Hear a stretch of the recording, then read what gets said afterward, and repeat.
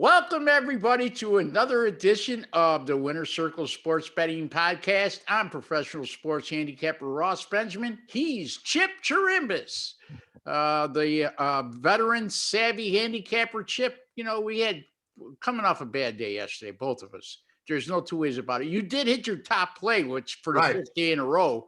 So that's a positive. And I didn't use a top play yesterday in college basketball, but I will have one tonight. Chipper, what'd you see yesterday? What's your thoughts?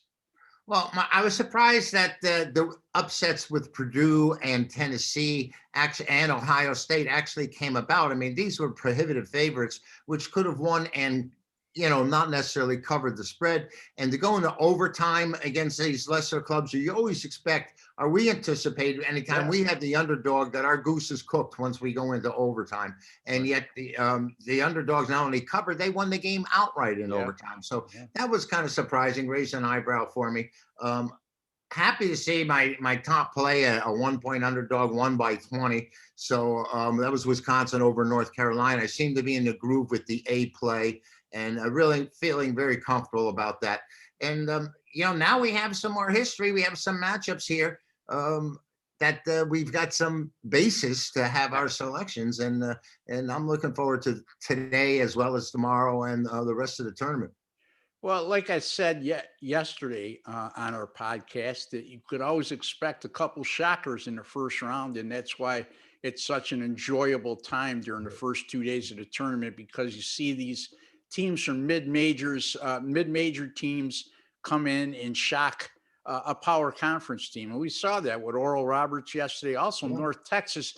And Chip, what was even more impressive for me with North Texas, and I was on the other side of that, I'll say that right out, and be transparent in that regard. But North Texas, got to give them a lot of credit. They more or less led that game wire to wire, and then you would think they would have been a little deflated because the game went overtime, but they really reacted strong. And the most impressive part, Chip, is the game was being played right in Purdue's backyard, So anyway, let's get on to today. Again, we're taping on the 20th.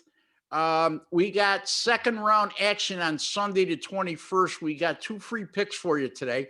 Before we get to those free picks, Chipper, tell the folks how they can get a hold of you, where your website is, and what kind of plans you got going forward for them. Well, right now I'm posting a triple play each and every day in NCAA action. Single play megabuck winner in NBA.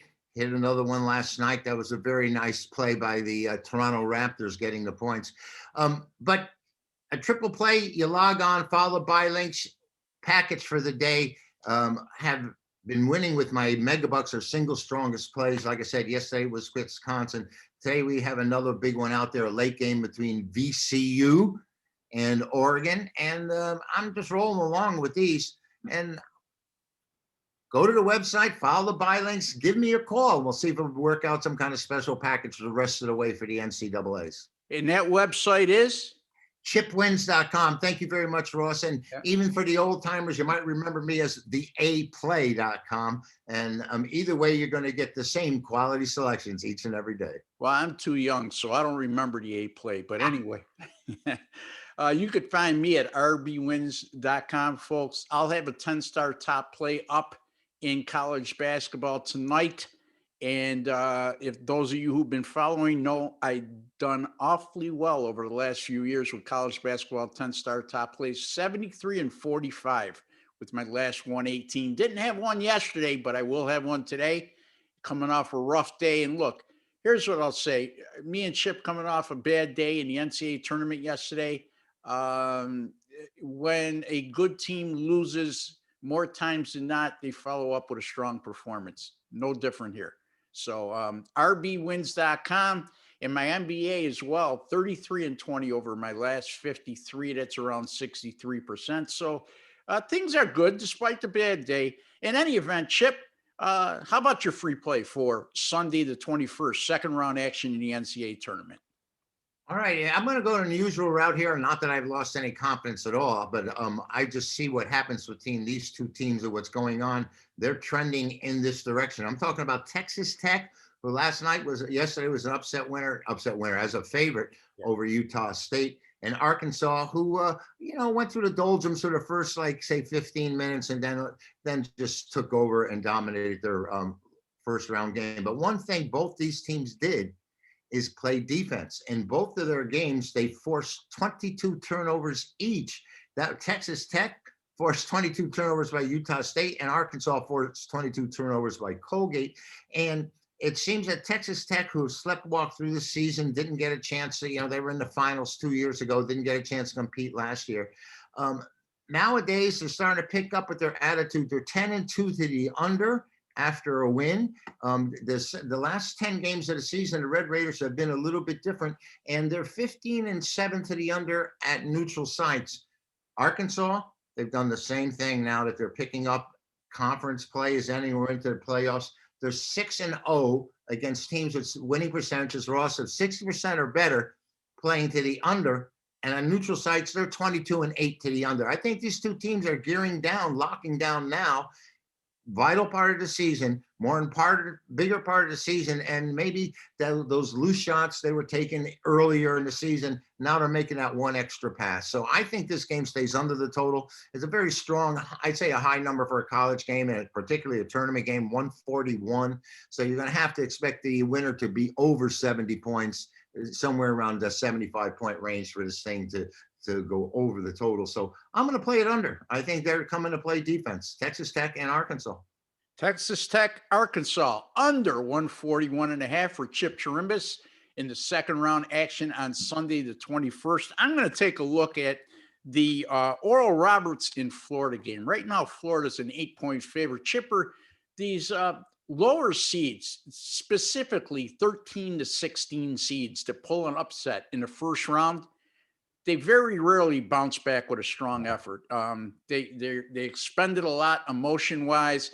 On top of that, the general public seems to fall in love with the Cinderella stories, especially the lower seeds, 13 through 16, and if they're coming off a win. And it's no different here. I'm seeing early action on Oral Roberts in this game. And here's the thing, Chip. Since the 1990 tournament, seeds 13 through 16 coming off an upset win in round one have gone 7-41 straight up and 13-35 against the spread in round two. There you go. Proof's in the pudding, So, and since 1999, if those 13 through 16 seeds were a dog of 4.5 or greater, which Oral Roberts is, they're 4-23 against the spread. And here's the other part of the equation why we're going to see some action on Oral Roberts. Not only are the public going to say, they just knocked off Ohio State. Now they're just playing a Florida team that's 15-9. So it's not like Florida, they're not in the strongest conference in the country. Arguably, they might be the fourth strongest conference in the country, although the ACC looked terrible yesterday. They went 1-4, and lo and behold, their only winner was Syracuse, my team, Chipper. The Orange. How about them Orange? Anyway, I'm going with Florida here. I'm going to lay the points, -8 over Oral Roberts. Again, Chip Chirimbes, Texas Tech, Arkansas, under 141.5. Ross Benjamin, Florida, -8 over Oral Roberts on Sunday the 21st, second round action in the NCAA tournament. We'll be back tomorrow with two more free picks on the Monday second round action in the NCAA tournament. Chip, any final thoughts? That Buddy Boeheim sure can shoot the ball, can he? Oh, man, wow. I'm telling you. Wow. He's a great shooter. I've been told he's not going to play in the NBA, but there's a lot of wide open spaces in the NBA. If anyone can find a room to shoot the ball, he's going to make it. That's for sure. He's developing his game too, Chipper. You know what I mean? Where he's able to, he's taking the ball to the hole a lot more this year than he did 2 years ago.